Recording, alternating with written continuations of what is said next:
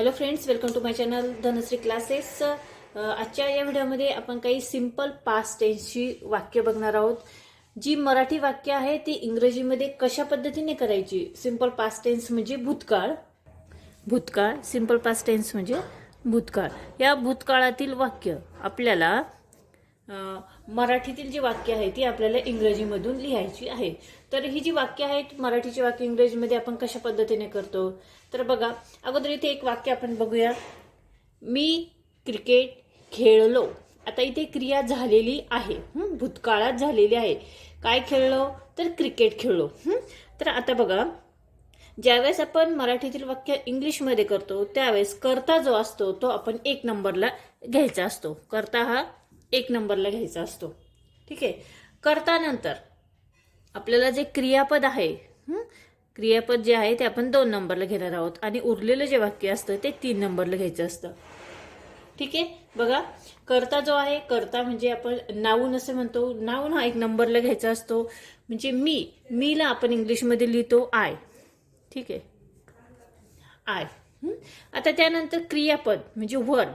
ठीक आहे. वर्ब काय आहे इथे खेळलो.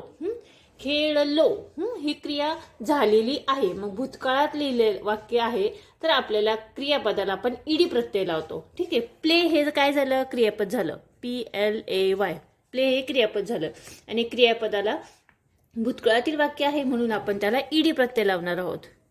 प्लेड, आय प्लेड, मी खेळलो. काय खेळलो, क्रिकेट. CRICKET. ठीक आहे, आणि फुल स्टॉप. अशा पद्धतीने आपण ही जी मराठी वाक्य आहे ते इंग्लिशमध्ये करणार आहोत. दुसरं वाक्य आपण इथे बघूया. तू मला पुस्तक दिले. यातील कर्ता कोणता आहे, तू. तो 1 नंबरला आपण घेणार आहोत. तू साठी आपण काय लिहितो, यू. ठीक आहे, यू. त्यानंतर बघा, पुस्तक दिले. दिले, दिले हे काय झालं, आपलं क्रियापद झालं. ठीक आहे. क्रियापद आपण 2 नंबरला घेतो म्हणजे वर्ब झालं. क्रियापदाला आपण दिले यासाठी काय वापरतो, gave. GAVE, gave. You gave. मला पुस्तक दिले. मला पुस्तक. मी हे आपण 3 नंबरला घेणार आहोत. मला पुस्तक, मला म्हणजे मी, अ बुक. ठीक आहे. तिसरं वाक्य बघूया. मी चहा बनवला. कर्ता काय आहे, मी आहे. मी साठी आपण लिहितो आय. कर्ता 1 नंबरला. बनवला म्हणजे बनवणे ही जी क्रिया आहे. मी चहा बनवला. बनवला आपण त्याच्यासाठी लिहितो बनवणे म्हणजे मेक आणि क्रियापदाचं तिसरं रूप लिहायचं आहे. ईडी प्रत्यय लावायचा आहे. मेकचं झालं मेड. MADE. I made. काय बनवला, चहा बनवला. बघा 2 नंबरला आपण क्रियापद घेतलेला आहे ना. उरलेलं वाक्य आपण पुढे घ्यायचं आहे. चहासाठी आपण लिहिणार आहोत टी. ठीक आहे.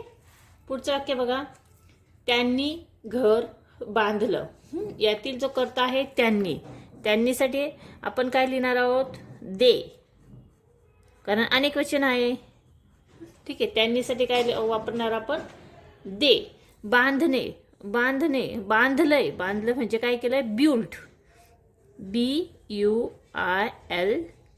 बांधलं म्हणजे ब्युल्ट. काय बांधलं, घर. अ हाऊस. ठीक आहे.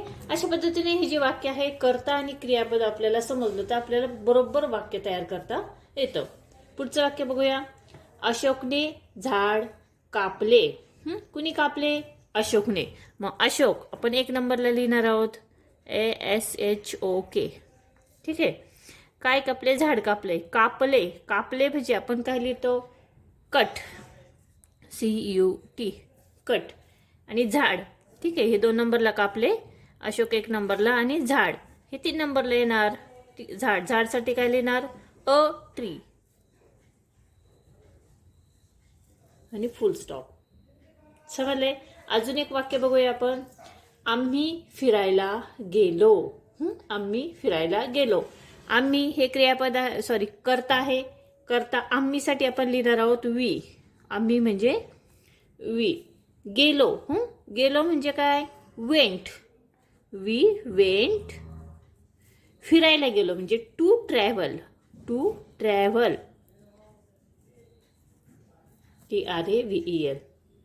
ठीक आहे. अशा पद्धतीने आपण भूतकाळातील ही जी वाक्य आहे ती इथे बघितलेली आहेत. आपण काहीच वाक्य बघितले आहेत. हा व्हिडिओ आपण असाच कंटिन्यू पुढे करणार आहोत. आजचा व्हिडिओ कसा वाटला मला कमेंट्स करून नक्की कळवा. हा व्हिडिओ आवडला तर व्हिडिओला लाईक करा, शेअर करा. चॅनलवर नवीन असाल तर चॅनल नक्की सबस्क्राईब करा. पुन्हा भेटूया पुढच्या व्हिडिओमध्ये सिंपल पास्ट टेन्सची अजून काही वाक्य आपण इथे मराठीतील वाक्य इथे इंग्रजीमध्ये कशी बनवायची इथे बघणार आहोत. ठीक आहे.